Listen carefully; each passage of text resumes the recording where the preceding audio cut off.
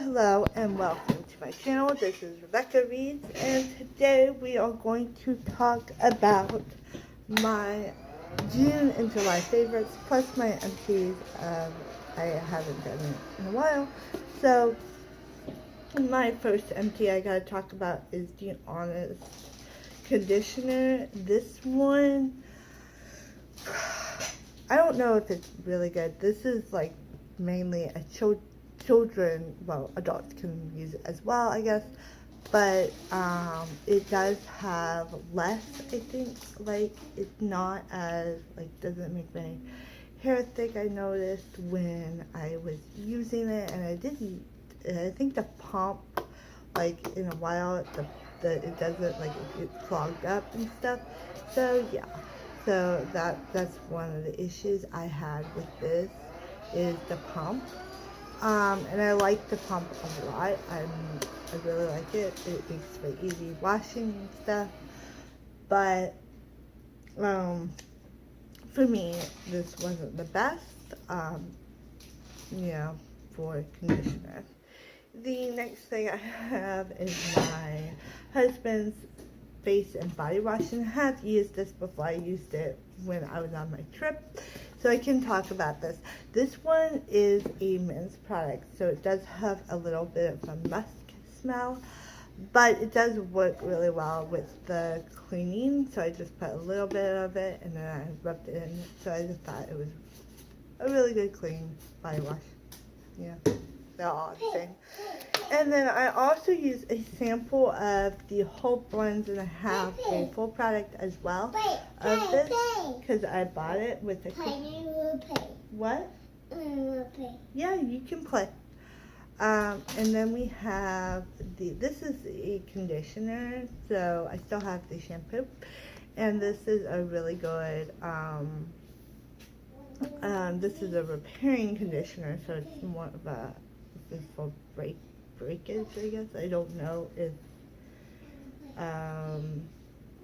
it heals damage, so I guess it was dyed hair, maybe. I don't know. And this one does say it's made with royal jelly, honey, and propolis extracts. Its tailor-made formula strengthens and heals damaged hair. So yeah, so I guess if you dye your hair a lot, I mean, that's dyeing, you can damage your hair by dyeing or putting in extensions and stuff. So yeah. And then it says directions of after shampooing, apply a generous amount of conditioner to hair from root to tip. Gently work through the hair, then rinse. For an extra care, indulge in our preparing mask treatment. So again, awesome. So this one is by Gardner, and I think it's just the whole blend conditioner. I did use a coupon, so this one was a sample in a magazine that I shouldn't be receiving, but I did. And then I also got this Neutrogena Clean Normalizing Conditioner, and this one was when I went out of town. And this one's, actually, I hate these bottles because it's like, you open it up. This one is easy to open up. There was some that were like circular. I don't remember what they were called. They were in the hotel that I stayed at last weekend, last week, and it was like so horrible to open up. Like, my fingers were wet, and I couldn't open it up at all with my fingernails. And it was really hard. Yeah. Sorry, my son's playing in the background, so if you hear. So now we're going to go into our favorites of June and July. In June, I read New Moon, Darkness, Under the Sun, The Moonlight Mind, Simon versus the Homo Sapien Agenda, 1984, and Handling the Dead. And I think my favorite was, I believe, Darkness Under the Sun. That was a 5-star. And Simon versus the Homo Sapiens Agenda. That one was really good as well. Love those two books. They were really good.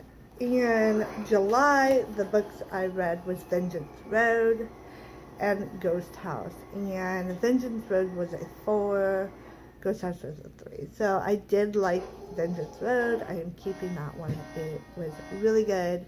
Just had a really good cast of characters. It wasn't really a 5-star book because even though it had a really good twist and just really good, based on true events type of thing, it just, I don't know. It was really good, but it just didn't make 5 stars. 5 stars, like, amazing, blew me out of the water type of thing. Now, for movies, I watched in June, I watched Peter Rabbit, Early Man, which I was highly disappointed in, and Peter Rabbit, I was disappointed in too. Peter Rabbit was kind of a slapstick comedy, so if you like slapstick and stuff, I like some slapstick, but it depends on what type of slapstick. Like, I like Planes, Trains, and Automobile and Black Sheep, those type of slapstick films, which they kind of have some slapstick scenes in it, but it's not all slapstick. This one had so much slapstick that was, like, not even enjoyable. We had Early Man, which I loved the trailer to this, so it was like, the trailer, I was expecting it to be a time travel type of movie, and it really wasn't. Early Man was a lesser thing to me. It was all about soccer and the evolution of soccer, basically, in animated form. So, yeah, not really for me. The 4th movie I saw was The Death Trials. I really enjoyed this book. I want to read The Maze Runner sometime. It is a dystopian, but it does have zombies or creatures in it. The movie does, and really awesome. So I really love The Death Trials. Black Panther was a pretty good movie as well. I highly recommend that movie. Avenger Infinity War was also really good. I love the adventure movies, but it was kind of sad at the end, so I would highly, if you don't like sad stuff, don't watch it. Love, Simon, which was also a really good movie. I love that movie, so really good movie. Tomb Raider, another really good movie. This one was the new one, and I enjoyed it immensely.